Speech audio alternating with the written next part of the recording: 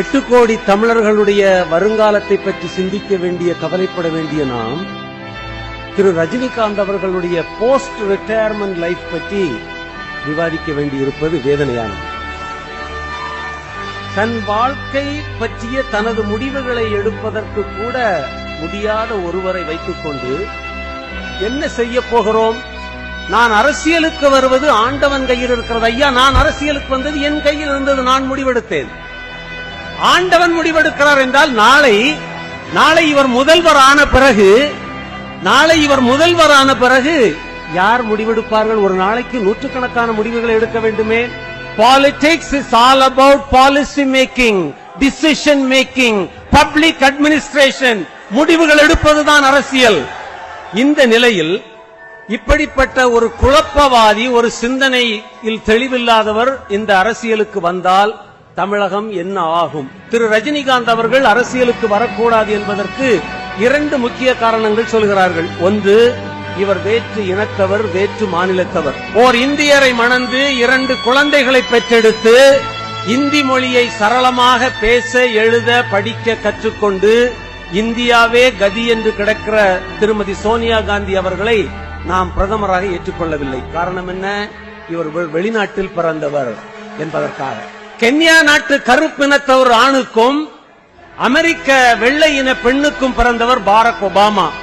அந்த Barack Obama அந்த அமெரிக்க நாட்டினுடைய அதிபராக முயற்சித்த போது அவருடைய பிறப்பு கேள்விக்குள்ளாக்கப்பட்டது.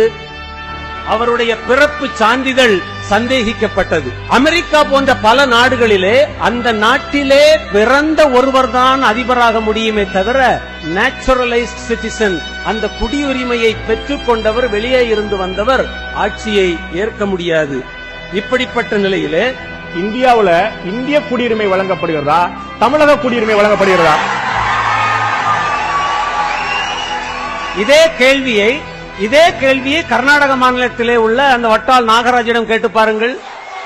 நான் போய் எங்க தேர்தலிலே போட்டியிடுகிறேன், வட்டால் நாகராஜ் ஒத்துக்கொள்வாரா? 8 கோடி தமிழர்களை ஆள்வதற்கு ஒரு தலைவரை தேர்ந்தெடுப்பதுதான் தமிழினத்தினுடைய முதல்வர் பதவியை தவிர, இங்கே இந்தியாவினுடைய குடியுரிமை யாரும் பெற்றிருக்கட்டும், ஒரு தமிழன் வேறு எந்த மாநிலத்திலாவது போய் ஒரு எம்எல்ஏ ஆக முடியுமா? என்னுடைய கேள்வி, உங்களுடைய கொள்கை என்ன? நீங்கள் எதை ஆதரிக்கிறீர்கள், எதை எதிர்க்கிறீர்கள்? உங்களுடைய கொள்கை என்ன? நீங்கள் எங்கே போக விரும்புகிறீர்கள்? 8 கோடி தமிழர்களை எங்கே இட்டு செல்ல போகிறீர்கள்? இந்த கேள்விக்கு பதில் சொல்ல வேண்டுமா வேண்டாமா? மேகத்தாட்டிலே அணை கட்ட வேண்டுமா, கட்டக்கூடாதா? அதற்கு கருத்தை சொல்லுங்கள். நெடுவாசலிலே ஹைட்ரோ கார்பன் திட்டம் நிறைவேற்றப்பட வேண்டுமா வேண்டாமா? காவிரி மேலாண்மை வாரியம் அமைக்க வேண்டுமா வேண்டாமா? கூடங்குளத்திலே அணுகுலை விரிவாக்க வேண்டுமா வேண்டாமா? பதிலை சொல்லுங்கள். என்ன நடக்கிறது தெரியுமா? தன்னால் காலூன்ற முடியாத இந்த பாரதிய ஜனதா கட்சி தமிழக மக்களை தவறாக புரிந்து கொண்டிருக்கிறது. இவர்கள் சினிமாவிலே ஆர்வம் உள்ளவர்கள்.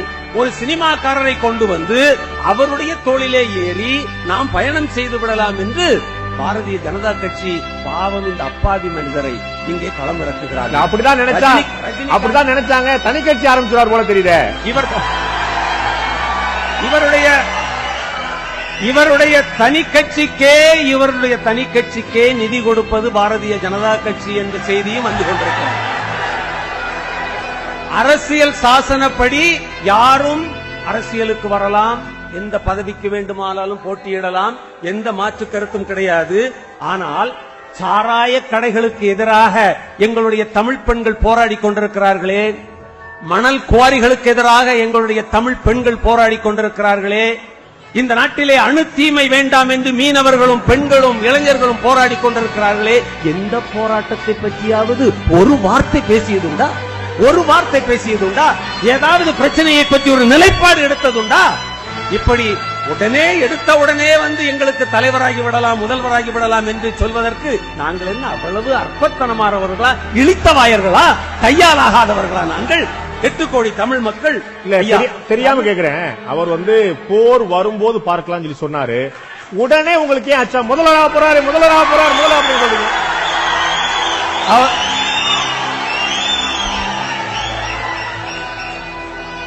அந்த ஆண்டவன் மாதிரியே, ஆண்டவன் அறிவுரை சொல்வது மாதிரியே போர் வரும்போது அது என்ன போர்? இந்த பானிபட் போரா, 2ஆம் உலக போரா, 3ஆம் உலக போரா? எந்த போர்? அந்த தேர்தல் போரிலே 21 விழுக்காடு தான் இவருக்கு ஆதரவு இருக்கிறது என்று ஒரு தமிழ் பத்திரிகையில ஒரு லீடிங் மேகசின்ல போட்டிருக்காங்க. 21% போரிலே அடிபட்டு போகும். இலவசம் தந்து எங்களை பிச்சைக்காரர்களாக்கினீர்கள். 200 ரூபாய் ஓட்டுக்கு தந்து எங்களை பேடியாக்கினீர்கள். ஒரு இரவல் தலைவரை கொண்டு வந்து நிறுத்தி எங்களை அடிமையாக்க பார்க்காதீர்கள். அதைத்தான் நான் வேண்டுகோளாக சொல்கிறேன். அவர் பேசுகிறார், ஸ்டாலின் அவர்களை புகழ்கிறார், திருமா அவர்களை புகழ்கிறார், சீமான் அவர்களையும் அன்புமணி ராமதாசையும் புகழ்கிறார். ஏன்? இவர்களுடைய ஆதரவாளர்கள் எதிர்ப்பை தெரிவித்துவிடக் கூடாது என்று சொல்லி அவர் சொல்கிறார், இந்த சிஸ்டத்தை மாற்ற வேண்டும். ஐயா, எங்க தவறு நடந்தது? யார் தவறு செய்தது? கடந்த 50 ஆண்டு காலமாக நீங்கள் என்ன செய்து கொண்டிருந்தீர்கள்? 44 ஆண்டுகளாக தமிழகத்திலே சிஸ்டம் நேற்று தான் மோசமா போச்சா? நேற்று தான் மோசமா போச்சா சிஸ்டம்? 44 ஆண்டுகள் அந்த சிஸ்டத்தை பற்றி கவலையே படவில்லையே, பணம் பண்ணுவதிலேயே குறியாக இருந்தோமே.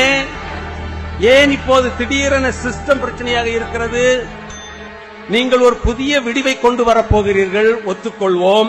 அப்படியானால் நீங்கள் ஒரு 5 விடயங்களை செய்யுங்கள் அருமை தோழர் திரு ரஜினிகாந்த் அவர்களே. ஒன்று, உங்களுடைய உண்மையான முழுமையான சொத்து கணக்கை காட்டுங்கள். வேட்புமனு தாக்கல் பண்ணும்போது செஞ்சிருவாரு. போர் வரும்போது கடந்த 5 ஆண்டுகளில் நீங்கள் கட்டிய வருமான வரி கணக்கையும் தணிக்கை அறிக்கைகளையும் எங்களுக்கு தாருங்கள். நீங்கள் ஒரு புது சிஸ்டத்தை கொண்டு வருகிறீர்கள். மூன்றாவது, உங்களுடைய 44 ஆண்டு கால தமிழக வாழ்க்கையிலே கருப்பு பணத்தை யாரிடமாவிருந்து வாங்கி இருக்கிறீர்களா, வாங்கவில்லையா என்ற உண்மையை சொல்லுங்கள். தொட்டதற்கெல்லாம் ஆண்டவனை சொல்கிறீர்கள். ஐயா, ஆண்டவனை அவரவர் வழியிலே கும்பிடலாம், அது உங்களுடைய தனிப்பட்ட விஷயம். அதுல யாரும் தலையிட முடியாது. நீங்கள் இந்துவாகவோ கிறிஸ்தவராகவோ இஸ்லாமியராகவோ இருக்கலாம். பொது வாழ்க்கைக்கு ஆண்டவனை கொண்டு வருகிறீர்கள். நாங்கள் ஏற்கனவே இந்த பூசாரிகளிடமும் இந்த சாமியார்களிடமும் இந்த ஜோதிடர்களிடமும் கடந்து நொந்து போய் இருக்கிறோம். நான் திரு ரஜினிகாந்த் அவர்களுக்கு ஒரு கோரிக்கை வைக்க விரும்புகிறேன். நீங்கள் நடிப்பதை நிறுத்துங்கள், மக்களிடம் செல்லுங்கள், தமிழகம் முழுக்க சுற்றி சுழந்து மக்களை சந்தியுங்கள், மக்கள் போராட்டங்களை பாருங்கள், கேளுங்கள், மக்கள் பிரச்சனைகளை புரிந்து கொண்டு ஒரு 10 ஆண்டுகள் மக்களோடு வேலை செய்யுங்கள்.